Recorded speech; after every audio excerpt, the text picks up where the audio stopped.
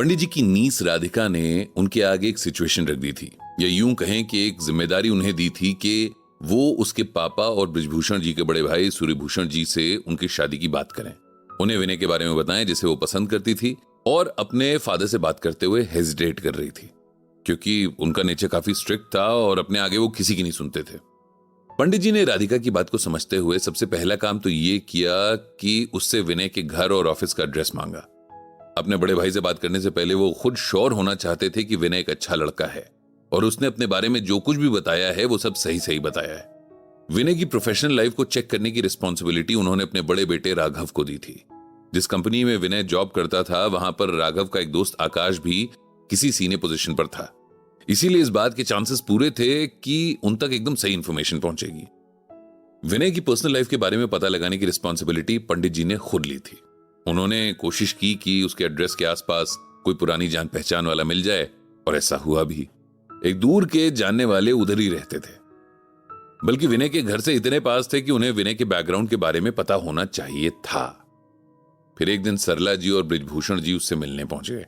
बातों बातों में उन्होंने कहा कि उनके छोटे बेटे अभिनव का एक फ्रेंड इसी मोहल्ले में रहता है, और फिर उन्होंने विनय की कुछ बेसिक डिटेल शेयर की।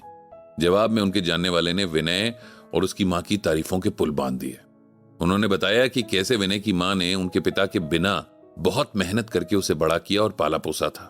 उन्होंने बताया कि विनय भी बचपन से ही बहुत ही डिसेंट और सिंसियर इंसान था। उसने अपनी मां के हार्डवर्क की इज्जत रखते हुए बहुत अच्छे से अपनी स्टडीज कंप्लीट की और अब एक अच्छी नौकरी कर रहा है। पंडित जी उनकी दी हुई डिटेल से सैटिस्फाइड थे क्योंकि उनकी हर बात राधिका की विनय के बारे में बताई हुई बातों से मैच कर रही थी। थोड़ी देर इधर उधर की बातें करके फिर पंडित जी और सरला जी वहां से वापस आ गए। रास्ते में पंडित जी ने सरला जी से पूछा कि क्या उन्हें इतने से ही अपने मन की तसल्ली कर लेनी चाहिए या किसी और से भी पूछना चाहिए।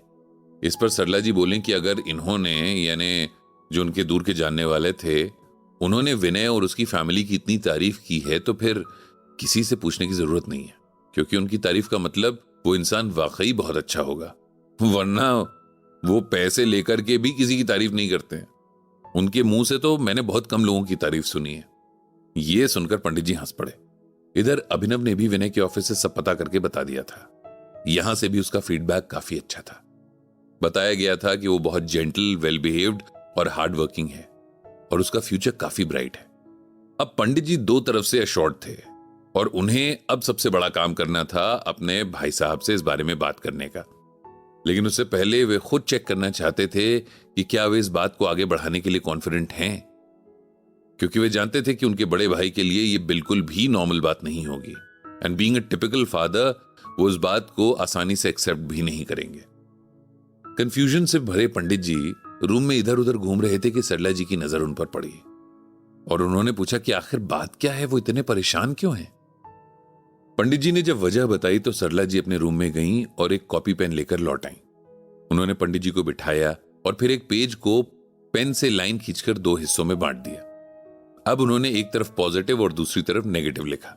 उन्होंने पंडित जी से कहा कि राधिका के इस डिसीजन में जो भी उन्हें पॉजिटिव लगे उसे एक तरफ लिख लें और जो भी नेगेटिव लगे उसे दूसरी तरफ लिखें। पंडित जी ने सरला जी से कहा कि कई बार 100 पॉजिटिव्स पर एक नेगेटिव भारी पड़ जाता है, इसीलिए कुछ केसेस में ये टेक्निक काम नहीं आती है। तो फिर वो कीजिए जो धर्म संगत, मतलब धर्म के अकॉर्डिंग हो। इतना कहकर सरला जी किचन में चली गई और पंडित जी उनकी कही बात को सुनकर बहुत खुश हुए, क्योंकि सरला जी ने उन्हें वो एडवाइस दी थी जो शानदार थी, जिसे मानकर चलने से कुछ गलत हो ही नहीं सकता था।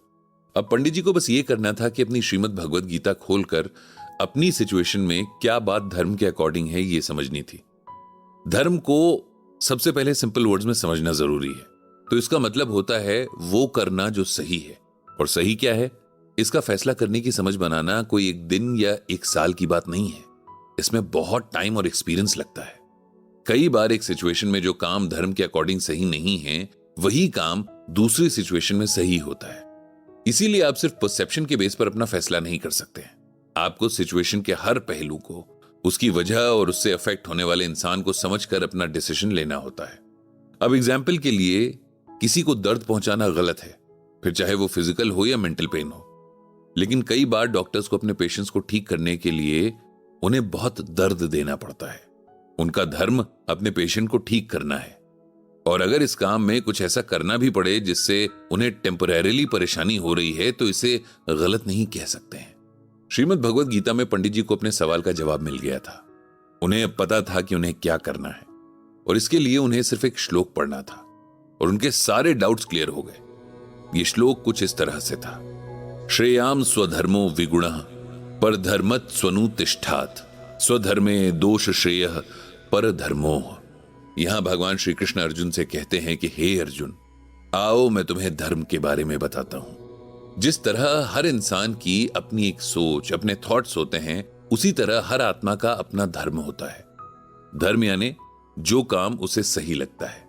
भगवान कहते हैं कि अपने लिए नेचुरल और सही लगने वाले कामों को करना, अपनी ड्यूटीज को पूरा करना कई बार मुश्किल हो सकता है, लेकिन यह दूसरों के हिसाब से चलने की तुलना में कहीं बेहतर है। वास्तव में अपनी ड्यूटीज को पूरा करते हुए मरना बेहतर है बजाय दूसरों के रास्ते पर चलने से। इसे सिंपल लैंग्वेज में इस तरह समझना चाहिए कि हर इंसान के अंदर सही और गलत का फर्क करने की समझ होती है। इसका इस्तेमाल करते हुए जो सही है और जिससे किसी को नुकसान नहीं हो रहा है, ऐसे काम करने चाहिए। कोई कितना भी बड़ा ज्ञानी हो, लेकिन उसका बताया रास्ता हमें सही ना लगे, जिससे हमारे साथ साथ सबका भला ना हो, उस पर नहीं चलना चाहिए। पंडित जी को राधिका के फैसले में हर तरह से सब कुछ सही लग रहा था। उन्होंने हर बात की इन्वेस्टिगेशन भी कर ली थी और अब उनका मन यही कह रहा था कि उसका डिसीजन सही था और उन्हें सही का साथ देना था, क्योंकि यही उनका धर्म भी कहता है। सरला जी भी इस फैसले में पंडित जी के साथ थीं। जब बच्चे बड़े हो जाते हैं तब हमें ये एक्सेप्ट कर लेना चाहिए कि उनके अंदर अपना भला बुरा समझने की काबिलियत आ गई है और अगर उन्होंने कोई फैसला लिया है तो सोच समझकर ही लिया होगा। जहां वाकई कुछ गलत लगे वहां भी सिर्फ एडवाइस ही दी जा सकती है। इसके अलावा जोर जबरदस्ती करना तो कोई सोल्यूशन है नहीं। अगले दिन पंडित जी ने अपने बड़े भाई साहब को कॉल करके उनसे मिलने की इच्छा जताई। सरला जी ने राधिका को अपने और पंडित जी के उसका साथ देने के फैसले के बारे में बता दिया था और उसमें कोई बताने वाली बात नहीं थी कि वो इस बात से कितनी खुश थी। इस तरह श्रीमद् भगवत गीता ने पंडित जी को एक बार फिर सही रास्ता दिखा दिया था।